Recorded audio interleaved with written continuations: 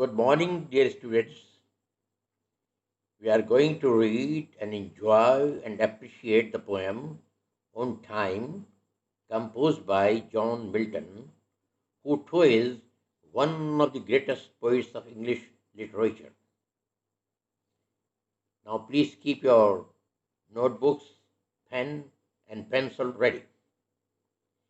He was a great religious poet who had a strong sense of moral values, vast learning, a fine sensitivity, and lofty imagination. 8 to 1674. Unfortunately, he became blind because of too much eye strain caused by his habit of reading for late nights in dim light of those times when there were no electric bulbs. You can seek inspiration from him. You have all the facilities and comforts. Just think about, are you making best use of your time? Anyway, let's proceed. He was only 45 years at that time, but you all shall be greatly surprised that he produced his greatest verse, Paradise Lost and Paradise Regained, Samson against stick, after he had gone blind. He was a brave soul who had tremendous faith in God and strongly believed that God is the supreme power that governs us all, and we should always surrender ourselves before His designs and will to run this universe. The poem On Time has a different tone. Time is not a living thing, but the poet has personified time like the qualities of living things, qualities or disqualities of men. I'll now read the poem again. Yours is a silent reading and mine loud reading. Sir, excuse me. Would you kindly explain the word sensitivity before we start the poem? The word sensitivity is an adjective. It comes from the word sensitive. It means one who is quick to receive impressions, understanding what other people need and how to help them. Yes, now start reading. On time. Fly envious time till thou run out thy race. Call on thy lazy, leaden stepping hours, whose speed is but the heavy Plummet's pace, and glut thyself with what thy womb devours, which is no more than what is false and vain, and merely mortal dross. Now I'll explain you these lines. First, note the word time. Time is pivotal, means a fixed point, supporting something which turns or balances point in a man's life. Time has been personified as if it were racing. Race always takes place between human beings, and only human beings are jealous of one another. Please note the starting phrase, fly and waste time. The poet is throwing a challenge before time to start a race with him. Come on, let's have a race. Time, as you know, is personified as man. So, his limbs are heavy planets. But the planets are heavy. As such, they make the clock go slow.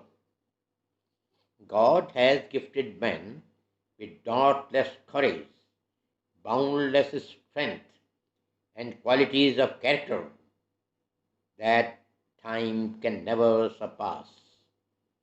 Time is a temporary phase in man's life. Man surpasses him, wins over time in the competition in race. Again, the poet uses the phrase, run out thy race. Here, race had been personified as family of time. In ancient Greek mythology, time had been personified as Kronos, who devoured each of his children at birth and glut or ate away its children to satisfy his hunger. Here, womb had been expressed as stomach. The poet again challenges time, gone eating as much as he can, till he gets exhausted, tired. But whatever he has destroyed is just a mortal dross, means just a rubbish, and the rubbish is mortal, it's not immortal. Now, you read the lines we've had. Come on. Fly, envious time, till thou run out thy race. Call on the lazy leaden stepping hours, whose speed is but the heavy plummet's pace, and glut thyself with what thy worm devours, which is no more than what is false and vain, and merely mortal dross. Now, let me explain again these lines.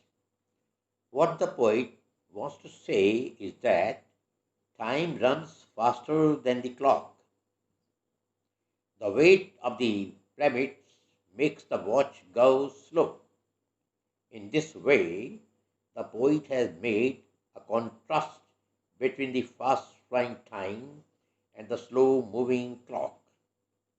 The mechanism that makes a watch show time are temporary things. The temporal has been associated with the eternal. Now I read further. So little is our loss, so little is thy gain. For when at these things bad thou hast entombed and lost of all, thy giddy self consumed, then long eternity shall greet our bliss with an individual kiss. The poet again challenges time by saying that he, means time, should not feel much pride in himself. So little is our loss, so little is thy gain, because he has not gained much from his efforts, and the loss done to man is too small than the gains man had achieved. As already explained to you, Milton was a highly religious poet. He has deep rooted faith in the mysteries of God. What the time has entombed or put into grave are hatred, jealousy, greed, selfishness, the devilish traits in man. This all has destroyed or consumed greedy self of man. These traits are not the basic needs of man. This is not the true nature of man. Man is born to love, not to hate. When man is made free of all these evils, his real, true nature is born. That no time can destroy. The evils are only the parts of body and not his spirit. It is body that gets destroyed, not soul. Time can destroy this body, but soul is immortal.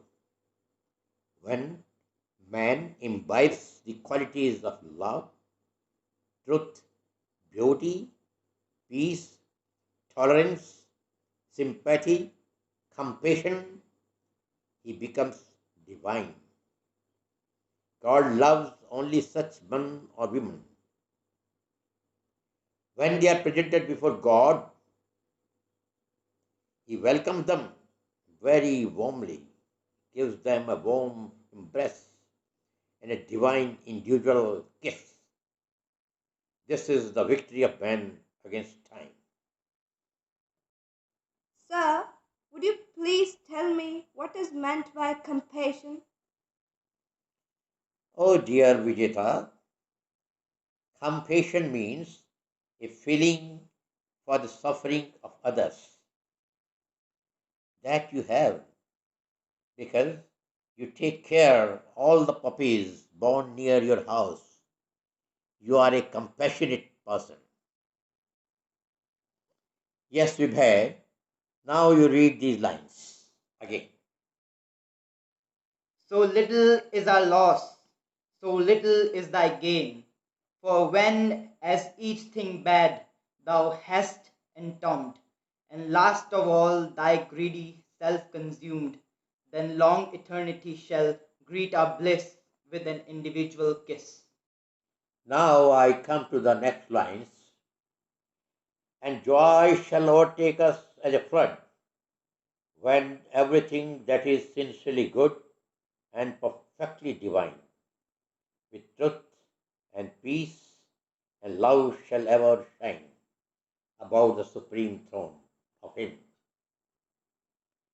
whose happy making sight alone.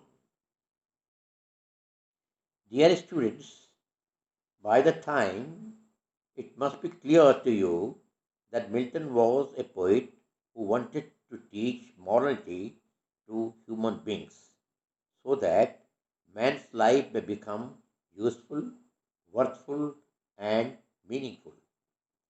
These are the qualities that makes a man immortal.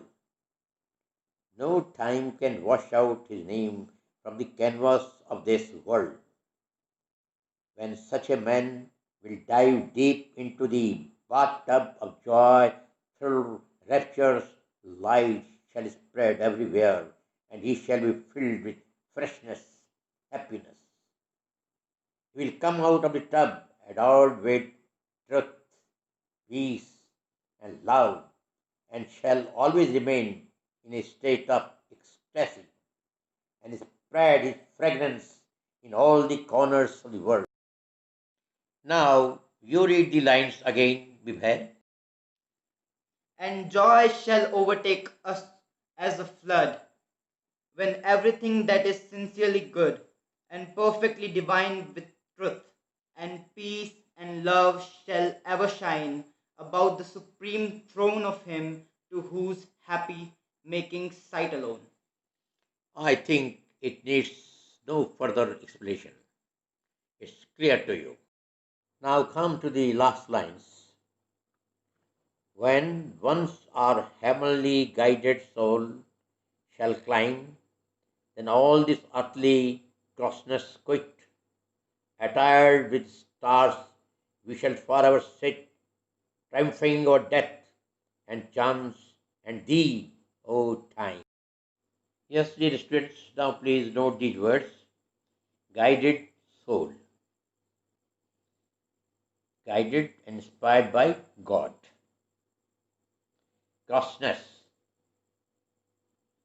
Vulgarity. Meanness. Quit. To leave. To go away from. Triumphing. Getting success. Now I explain the lines. When we have attained all these virtues, ours would be a changed personality. We all would be in the good books of God. God will guide us, support us, inspire us, put His strength in us, and give us a place to sit near him. We shall always be in his company. We would be surrounded by shining bright stars. That will fail in its purpose. No chance can do any harm to us. And time, it will go on running and shall never be able to catch us in its clutches. Now you read the poem aloud in your home and revise it. Everything will be clear to you. Thank you, sir. But may I ask a last question? Why not, dear? Sure. Sir, when Milton had gone blind at an early age of 45, how could he write such a great poem and other great literary masterpieces you have mentioned? Oh dear, where there is will, there is always a way. He had sweet and intelligent daughters like you, who were a constant support to him. They noted down what he said, and that's why his verse are before us. I may also tell you that Milton had lost his wife long ago. It was all God's will. We should learn to be brave and bold and never get disappointed, whatever hurdles may come in our way. Now the poem is over. Read it again at your home and write down a critical appreciation of the poem and bring your answer books for checkup tomorrow. Will you do it? Yes, sir. Thank you all very much. God bless you all.